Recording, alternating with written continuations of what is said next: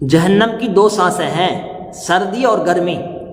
حضرت ابو ہریرہ رضی اللہ تعالیٰ عنہ سے روایت ہے کہ رسول اللہ صلی اللہ علیہ وسلم نے ارشاد فرمایا، جب سخت گرمیوں کا موسم ہوتا ہے تو نماز ظہر کو ٹھنڈے وقت میں ادا کرو، اس لیے کہ گرمی کی شدت وہ جہنم کی بھاپ کی وجہ سے ہوتی ہے۔ جہنم نے اپنے رب سے کہا کہ میری تپش کی شدت اس قدر بڑھ چکی ہے کہ خود میرے لیے ناقابل برداشت ہو گئی ہے، اور اس کی وجہ سے میرے بعض حصے نے بعض حصے کو کھا لیا ہے۔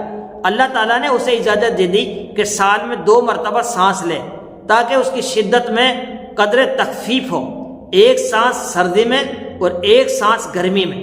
یہی وجہ ہے کہ اب جو تم گرمیوں کے موسم میں شدید گرمی محسوس کرتے ہو اور سردیوں کے موسم میں شدید سردی محسوس کرتے ہو، تو یہ جہنم 2 سانس لیتی ہے، ایک گرم اور ایک سرد۔ اللہ تعالی ہم سب کو عمل کرنے کی توفیق نصیب فرمائے، آمین۔